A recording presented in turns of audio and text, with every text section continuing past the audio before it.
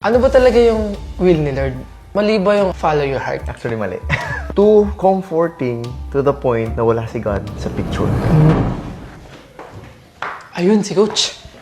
Sakto. Coach, may tanong ako. Ano yun, Scoop? Ano ba talaga yung will ni Lord?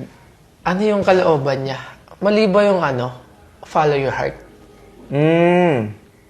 Actually, mali. Mali pala yun. Hindi, yun kasi yung teaching ng mundo and ako growing up, yun din yung natutunan ko. It's as if parang tama naman wala. Parang wala namang mali. Kasi follow your heart, hanapin mo yung gusto mo, tapos doon ka magiging masaya.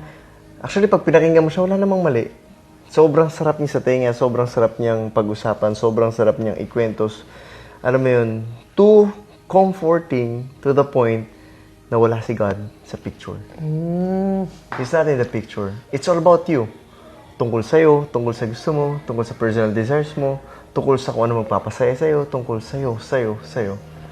But the reality is, you were created by God. Isa ka sa mga creations si Lord, and what God wants is for you to get to know Him, for you to worship Him, and for you to be able to do what He wants you to do, which is, simple lang gusto ni Lord. He wants you to love one another. But number one, He wants you to love God. Gusto niyang mahalin mo siya ng totoo. At kapag mahal mo siya, mamahalin mo yung mga tao sa paligid mo. And isa pa sa mga gusto niya is for you to preach the good news, the gospel, to proclaim the kingdom of God. Sabi niya before siya umakyat sa langit, sabi niya is, go and make disciples of all nations. And be sure of this, I will be with you till the end of age. So sabi ni Jesus, I will be with you. Totoo. If you will go and make disciples. In short, if you will obey my commands, if you will love one another, if you will love other people, then I will be with you. Pero paano kung hindi mo naman talaga ginagawa yung kalooban ng Panginoon? And sadly, when we talk about kalooban ng Panginoon, people start to think na it's about them. Na ang kalooban ni Lord is, syempre, maging masaya ako. Kasi unang-una sa lahat, anak niya ako, or He created me.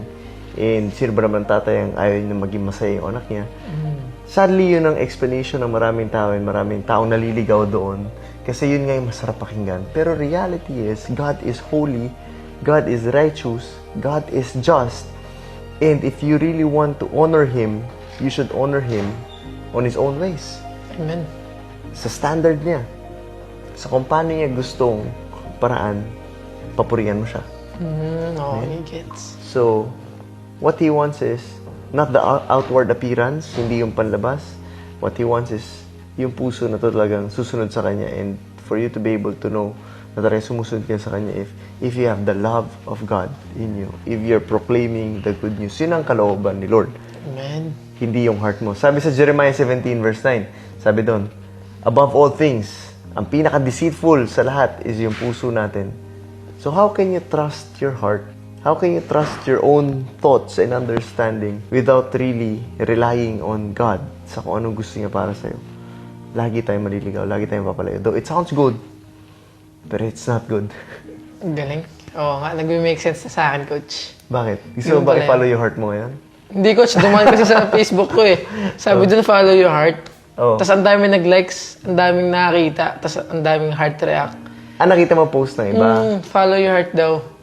Tapos, Nagulan tuloy ako ngayon. Ano ba talaga? Follow your heart o ano? hindi kasi follow your heart nga. It sounds good. It feels good. It looks good. Kasi tungkol sa'yo. Tungkol sa'yo. Lahat yun tungkol sa'yo. Pero ang kalooban ng Panginoon is for you to live for Him. Na yung buhay mo ay masurrender mo sa Kanya at ipagkatiwala mo sa Kanya. Amen. So, it's not really about following your heart. It's following Jesus Christ and putting your faith to Him, ultimately. Amen. Gets. Praise God. Pray for them. Amen. Pray for them.